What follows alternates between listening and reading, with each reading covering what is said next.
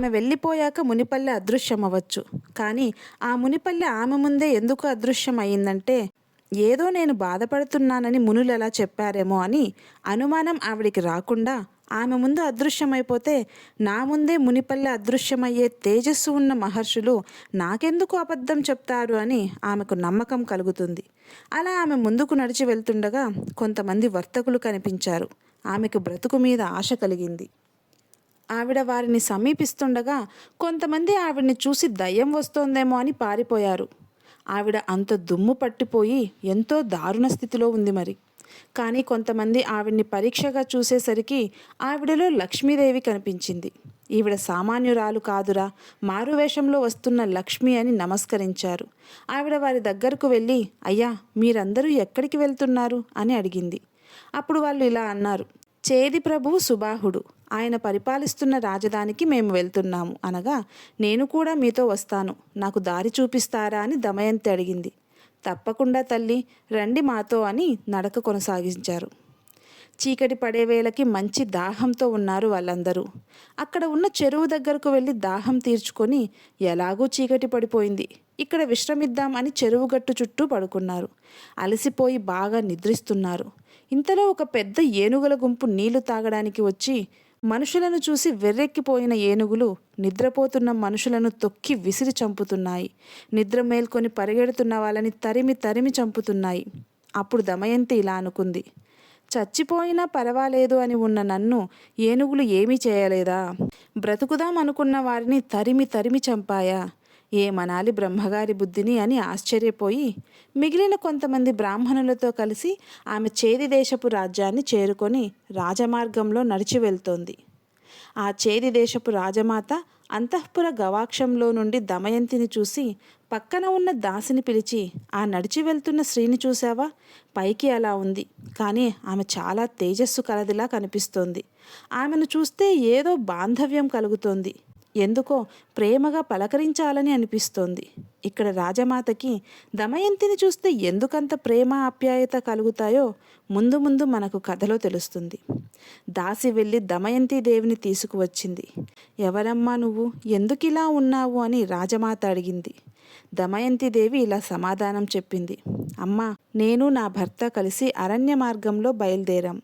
నా భర్త ప్రభువు, రాజ్యాలను ఏలినవాడు. కానీ మేమిద్దరం కష్టకాలంలో ఒకరికొకరు తోడుండాలని అరణ్యంలో వెళ్తూ పడుకున్నాం. విధివశాత్తు మోసగింపబడి ఒంటరిదాన్నైనాను తల్లి అని చెప్పి, నేను సైరేంద్రిగా వృత్తి చేస్తాను, కానీ ఒకరి ఎంగిలి నేను తినను, ఒకరి కాళ్ళు నేను పట్టను, బ్రాహ్మణులతో తప్ప అన్యులతో నేను మాట్లాడను. ఈ నియమాలు మీరు అంగీకరించగలిగితే నేను సైరేంద్రిగా ఉంటాను అంది. రాజమాత సరే అమ్మా, అలాగే ఉండు అంది. ఆసరా దొరికింది కదా అని కొత్త బట్టలు ధరించలేదు, కడుపు నిండా తిండి తినలేదు, పాన్పుపై పడుకోలేదు. తన భర్త ఏ కష్టంలో ఉన్నాడో, నా భర్త పొందని సుఖం నాకొద్దు అని భూషయనం చేసింది. తలస్నానం చేయలేదు కదా, తలంతా అట్టలు కట్టేసి ఒళ్ళంతా బూది కప్పేసి ఆ చీర ముక్కతో అలాగే ఉంది దమయంతి. అక్కడ నలుడు అరణ్య మార్గంలో అలాగే ప్రయాణం చేస్తూ ఉన్నాడు. ఆయనకి బయటపడటం ఇష్టం లేదు. భార్యనేమో అడవిలో వదిలేశాడు. భూమండలాన్ని శాసించిన రాజు ఎవరి దగ్గరికి వెళ్ళి ఏమడుగుతాడు? కానీ మునిపల్లెలో మునివాక్కు నిజం అవ్వాలంటే ఏదో ఒకటి జరగాలి కదా. కనుక నలుడు ఎక్కడో ఒకచోట ఆశ్రయం పొందాలి. కాబట్టి అకస్మాత్తుగా పెద్ద మంట అరణ్యాన్నంతా చుట్టేసింది. అంత మంట దావానంలా చుట్టేసినా నలుడు తప్పించుకోవడానికి ప్రయత్నించలేదు. ఎవరి కోసం బ్రతకాలి? ఆత్మహత్య చేసుకోకూడదు, కానీ అగ్ని చుట్టేస్తే ఏం చేస్తాం అని అలా ఉండిపోయాడు. ఇంతలో ఓ మహారాజా నన్ను రక్షించు అని కేకలు వినపడ్డాయి. అటు చూస్తే ఓ పెద్ద పాము చుట్టూ మంటలు కమ్మేస్తున్నాయి. దానికి ఎటు పోవాలో తెలియక అటూ ఇటూ చూస్తూ కొట్టుకుంటోంది. కేకలు విన్న నలమహారాజు అటుగా మంటల వైపు దూకాడు. దూకి చూస్తే పెద్ద పాము. అది నలమహారాజును చూడగానే, నన్ను కాపాడు, నన్ను నీ చేతులతో ఎత్తుకొని గబగబా వెళ్ళు, నీవు చేత్తో ఎత్తుకెళ్లే అంత చిన్నగా మారతాను, నేను నాగకుమారుణ్ణి, ఈ మంటలకి నేను క్షోభపడిపోయాను, నన్ను తీసుకెళ్లి ఏదైనా సరోవరం దగ్గర దింపు అంది. నలుడు వెంటనే దాన్ని చేత్తో పట్టుకొని సరోవరం దగ్గర దింపబోతున్నాడు. అప్పుడు ఆ పామంది, ఆగు రాజా, నన్ను కింద పెట్టకు.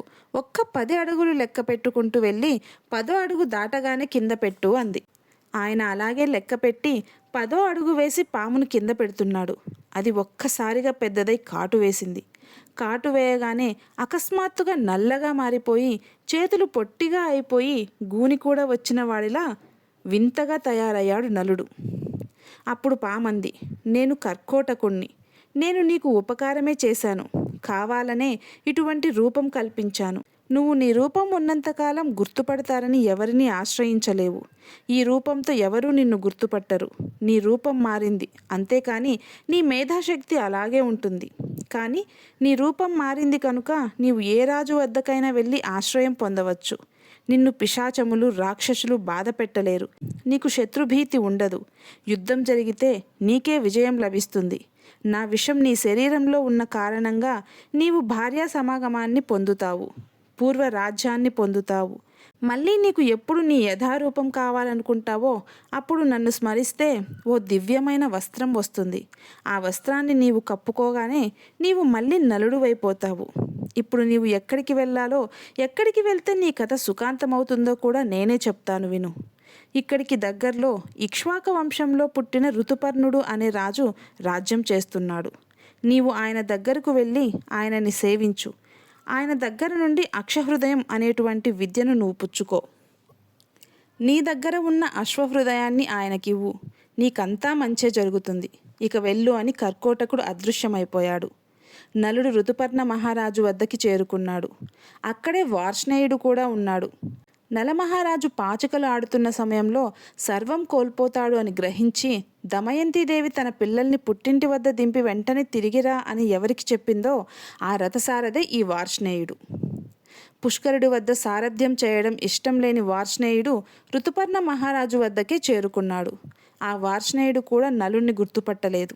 కాబట్టి నలమహారాజు ఋతుపర్ణుడి దగ్గరకు వెళ్ళి ఇలా అన్నాడు, రాజా, నా పేరు బాహుకుడు. ఎంత పెంకి గుర్రాన్నైనా నేను లొంగదీయగలను. నాకు గొప్ప వంటలు చేయడం కూడా వచ్చు. కాబట్టి మహారాజా, నన్ను మీ సేవలో వినియోగించుకోండి అన్నాడు. మహారాజు ఆయన్ని తన సేవలో పెట్టుకున్నాడు. ఇలా కాలం గడిచిపోతుండగా ఒకరోజు రాత్రి దమయంతి గుర్తు వచ్చి, ఓ ఏనుగు వంటి నడక కలదానా, ఎక్కడున్నావు, ఎలా ఉన్నావు, నీ తండ్రి గారి ఇల్లు చేరుకున్నావా అని ఏడుస్తూ పైకి మాట్లాడాడు. అక్కడే జీవలుడు అనే సేవకుడు నలుడు చెప్పిన మాటలు చూసి చాలా ఆశ్చర్యపోయాడు. ఏమిటిది? ఈయనే మరుగుజ్జు, పైగా గూని. ఈయనకి అందమైన ప్రేయస, ఏనుగులా నడుస్తుందా, అందుకు ఏడుస్తున్నాడా అనుకొని, ఓ బాహుక, నువ్వే ఇలా ఉంటావు కదా, నిన్ను ఏ కన్య వరించిందయ్యా అని అడిగాడు. అప్పుడు నలమహారాజు అన్నారు, ఓరి పిచ్చివాడా, నీకు జ్ఞాపకం రాలేదా? మన సైన్యంలో మందప్రజ్ఞుడు అని ఉండేవాడు. వాడి భార్య కనిపించకపోతే ఈ పద్యం రాసుకొని ఏడ్చాడు. ఆ పద్యమే నేను చదివాను అన్నాడు. అతను వెంటనే నమ్మాడు. నలుడికి ఆశ్రయం దొరికింది. కానీ నలుడు ఎక్కడా బయటపడట్లేదు. ఇలా కాలం గడుస్తోంది. దమయంతిదేవి తండ్రికి విషయం తెలిసింది. జూదంలో నా అల్లుడు కూతురు సర్వం కోల్పోయారు. అరణ్యవాసం వెళ్ళిపోయారట. ఇక మళ్ళీ నా కూతురు అల్లుడు జాడలేదు. మీరు వెళ్ళి వాళ్ళెక్కడున్నారో ఎలాగైనా కనిపెట్టి తీసుకురండి అని కొంతమంది బ్రాహ్మణులకు సంభావన ఇచ్చి అన్ని రాజ్యాలలో వెతకండి అని చెప్పాడు. బ్రాహ్మణులు అన్ని చోట్లకు వెళ్ళి వెతుకుతున్నారు. అలా వెళుతుండగా దమయంతిదేవి ఉన్నటువంటి రాజ్యానికి సుదేవుడు అనే బ్రాహ్మణుడు వచ్చాడు. ఆయన అంతఃపురంలోకి వచ్చి అందరినీ గమనిస్తూ దమయంతిదేవిని చూసి గుర్తుపట్టాడు. అమ్మా దమయంతి, నీవు ఇక్కడున్నావా?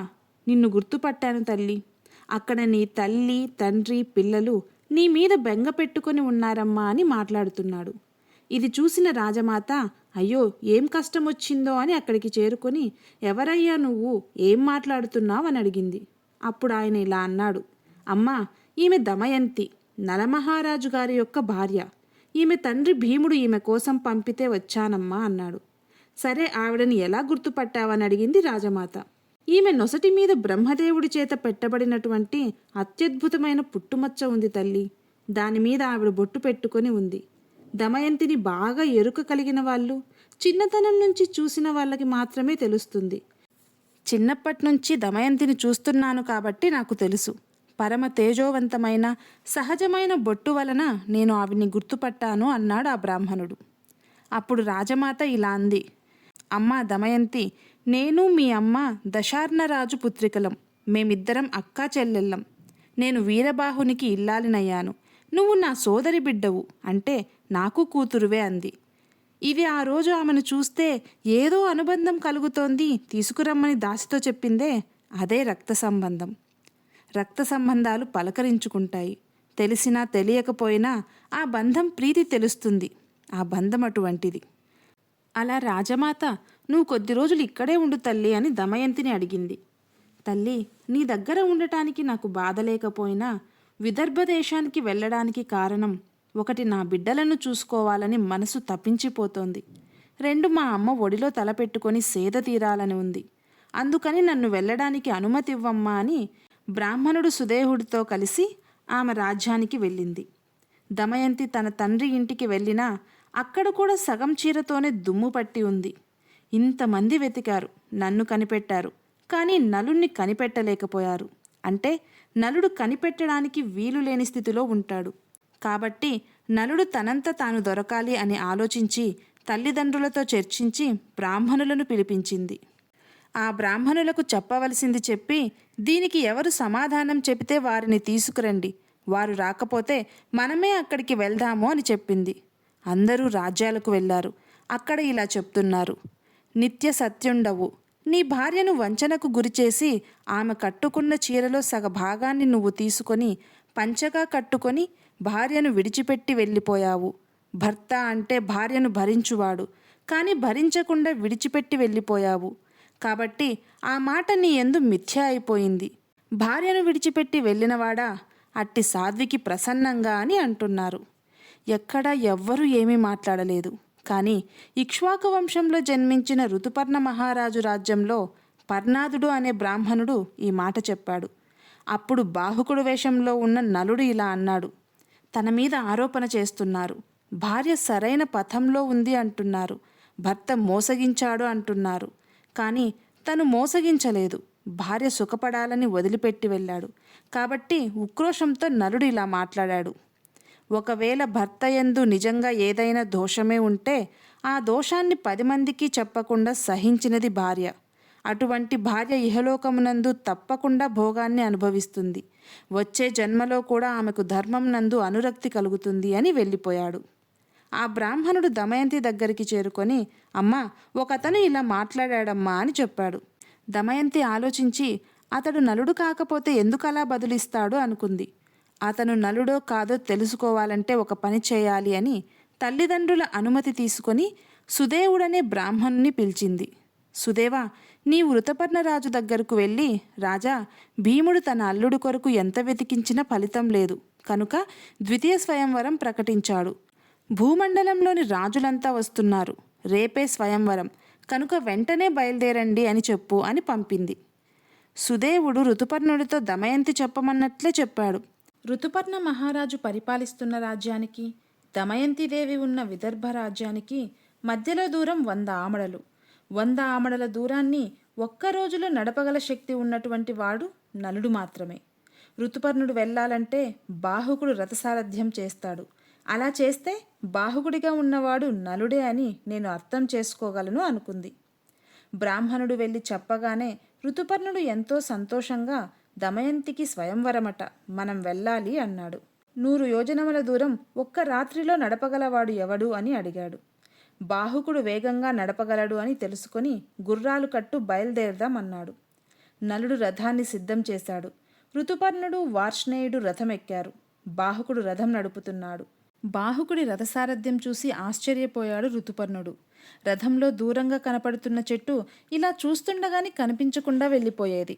అలా వెళ్తుండగా ఋతుపర్ణుడి ఉత్తరీయం గాలికి కింద పడింది. రథం ఆపు బాహుక, ఉత్తరీయం కింద పడింది, వార్ష్ణేయుడు దిగి తీస్తాడు అన్నాడు. యోజనం దూరం వచ్చేశాం, ఆపడం కుదరదన్నాడు బాహుకుడు. ఋతుపర్ణుడు ఆశ్చర్యపోయాడు. బాహుక, నువ్వు చాలా బాగా సారథ్యం చేస్తున్నావు. నీ దగ్గర అశ్వవిద్య ఉన్నట్టే నా దగ్గర కూడా అక్షయ హృదయం ఉంది. దానిచేత సంఖ్యాశాస్త్రం నా వశం అయ్యింది. దూరంగా కనిపిస్తున్న ఆ తాండ్ర చెట్టుకి ఆకులు, కాయలు, పళ్ళు కలిపి ఎన్నున్నాయో చెప్తాను అన్నాడు. చెప్పు అన్నాడు బాహుకుడు. దూరంగా కనపడిన చెట్టు వెంటనే రథం పోతున్న వేగానికి వెనక్కి వెళ్ళిపోయింది. అప్పుడు ఋతుపర్ణుడన్నాడు, నాకు ఎదురుగుండా కనపడిన చెట్టు 2 కొమ్మలకి ఆకులు పళ్ళు కలిపి 10,001 ఉన్నాయి. మిగిలిన కొమ్మలన్నిటికీ కలిపి 2,095 ఆకులున్నాయి అన్నాడు. బాహుకుడు ఆశ్చర్యపోయాడు. ఇది నిజమా కాదా ఎలా తెలుస్తుంది? రథాన్ని వెనక్కి తీసుకొచ్చారు. రథం ఆపి చెట్టు పడగొట్టి 2 కొమ్మలకున్న ఆకులు పళ్ళు లెక్క పెట్టారు. ఖచ్చితంగా ఋతుపర్ణుడు ఎన్ని ఆకులు పళ్ళు చెప్పాడో అన్నే ఉన్నాయి. మిగిలిన కొమ్మలకి ఆకులు లెక్క పెట్టారు. అవి కూడా సరిగ్గా అన్నే ఉన్నాయి. అప్పుడు ఋతుపర్ణుడు అన్నాడు, నీ సారథ్యం చూసి ఆశ్చర్యపోతున్నాను. నీవు విదర్భ దేశానికి తీసుకెళ్ళిపోతావు, అందులో సందేహం లేదు. కాబట్టి నీకు నేను అక్షహృదయం ఇస్తాను, తీసుకో అన్నాడు. ఏ వ్యక్తి అయితే సాంప్రదాయబద్ధంగా గురుముఖతః ఈ విద్యను తీసుకుంటాడో అతడు సంఖ్యాశాస్త్రం నందు ప్రవీణుడవుతాడు. ఎవరు ఈ అక్షహృదయాన్ని పుచ్చుకుంటారో ఆ వ్యక్తికి ఇంతకుముందు చేసిన పాపాలన్నీ పోతాయి. ఇక పాపములు చేయలేని గొప్ప స్థితికి వెళ్ళిపోతాడు. నలుడు అక్షహృదయం ఉపదేశించమన్నాడు. ఋతుపర్ణుడు అక్షహృదయాన్ని వెంటనే బాహుకుడికి ఉపదేశం చేశాడు. అక్షహృదయం స్వీకరించిన వెంటనే నలుడిలో ఉన్న కర్కోటక విషం బయటకు వెళ్ళిపోయింది. అది బయటకు వెళ్ళగానే అక్షయ హృదయం స్వీకరించాడు కనుక కలిపురుషుడు కూడా బయటకు వచ్చాడు. బయటకు వచ్చిన కలి గడగడ వణుకుతూ నలుడికి నమస్కరించి, నేను కలిపురుషుణ్ణి, నీతో తమకంతో కూడిన పనులు చేయించాను, జూదమాడించాను, భార్యను వదిలిపెట్టేలా చేశాను. దమయంతి స్వయంవరంలో ఆమెను అపేక్షించి స్వయంవరం అయిపోయిందని కక్షగట్టి ఇన్ని పనులు చేశాను అన్నాడు. ఇది విన్న నలమహారాజు వెంటనే నీకు తగిన శిక్ష వేస్తాను అన్నాడు. ఇంకేం శిక్ష వేయాలి? నీలో నేనుండగా కర్కోటకుడి విషం తగులుతుంటే కాలుతూ చస్తూ సగం చచ్చాను. నాకు పడవలసిన శిక్ష పడింది, కాబట్టి నన్ను క్షమించు అన్నాడు. వదిలిపెట్టేశాడు నలుడు. మళ్ళీ కనపడితే నలమహారాజు ఏం చేస్తాడో అని అక్కడే ఉన్న తాండ్రవృక్షంలోకి వెళ్ళిపోయాడు కలి. అందుకే అప్పటి నుండి ఇప్పటి వరకు ఎవ్వరు కూడా తాండ్ర చెట్టును చూసినా దాని నీడలో నిలబడినా కలిపురుషుడి యొక్క దోషం అంటుకొని లేనిపోని ఇబ్బందుల పాలవుతారు అంటారు. ఆ రోజు కలిపురుషుడు ఇలా అన్నాడు, ఎక్కడైనా సరే నలదమయంతుల చరిత్ర చెప్పినా విన్నా కీర్తించినా వారి జోలికి నేను రాను. ఒకవేళ పాపపు బుద్ధులు కల్పించి ఎవరి ఎందైనా నేను ప్రవేశించినా విశేషమైన అపకీర్తి పాలైన నలదమయంతుల యొక్క వ్యాఖ్యానం చెప్పిన చోట శ్రద్ధతో వింటే వెంటనే నేను వారిని విడిచి వెళ్ళిపోతాను. వారు పుణ్యాన్ని పొంది మళ్ళీ మనశ్శాంతిని పొందుతారు అని చెప్పాడు. అక్కడి నుండి ఋతుపర్ణుణ్ణి ఎక్కించుకొని అపారమైన వేగంతో నలుడు విదర్భ రాజ్యాన్ని చేరుకున్నాడు.